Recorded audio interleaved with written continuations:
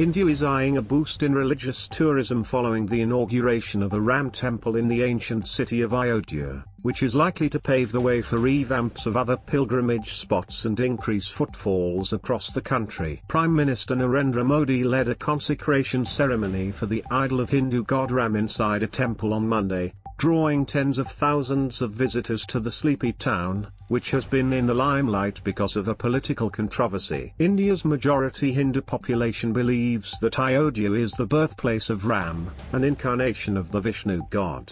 In 1992, Hindu mobs razed a mosque in the city, where they said a temple had earlier existed. The campaign to build a Ram temple has been at the center of a 3-decade campaign by the ruling Hindu nationalist Bharatiya Janata Party, BJP. With a $10 billion makeover, the city is expected to attract more than 50 million tourists annually, having a multiplier effect on hotels and other economic activity and serving as a template for infrastructure-driven tourism, says US-based investment firm Jefferies. Tourism accounts for 6.8% of India's GDP, lower than most developed economies.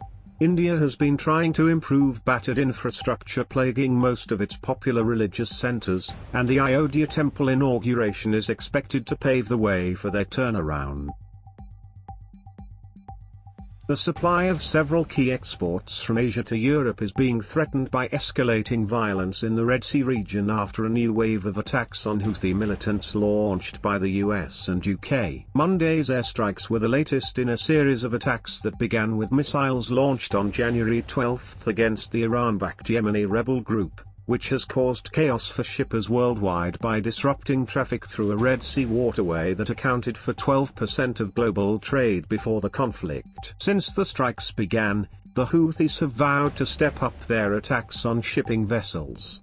While the violence has increased the prices and lengthened the delivery time of imports like oil to Asia, exports of a number of other key goods could also be curtailed, analysts say. Asia's manufacturing supply chains for spare parts, such as electronic goods and automobiles, to manufacturers in Europe are being threatened by the dislocation in the shipping route on the Red Sea, which has been ongoing since late December, said Sidoma Nestorovic, professor of geopolitics at Singapore's ASEC Business School Asia Pacific. Manufacturers will probably be able to tide over their short-term needs by tapping into stockpiles, but those could come under pressure unless the violence subsides and normal shipping movement resumes quickly, Nestorovic said.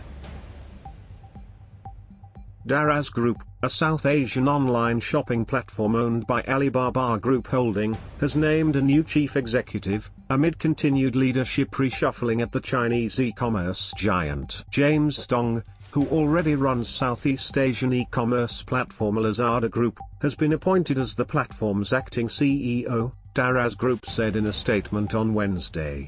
He replaced Daraz founder Jack Mickelson as head of the company, taking over all his existing duties. Daraz and Lazada, another Alibaba subsidiary, have long had extensive collaborations and synergies, the company said.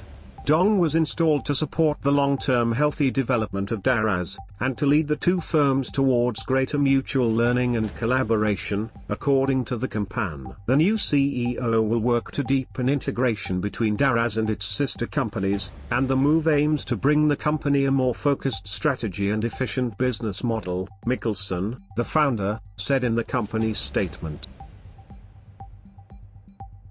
A 16-year-old Singaporean student who was self-radicalized by far-right extremist ideologies has been issued a restriction order under the Internal Security Act, ISA. The teenager, who is of Chinese ethnicity, identified as a white supremacist and aspired to conduct attacks overseas, the Internal Security Department, ISD, said on Wednesday, Jan 24. The student, who was not named, was in secondary 4 when he was placed under a restriction order in November 2023.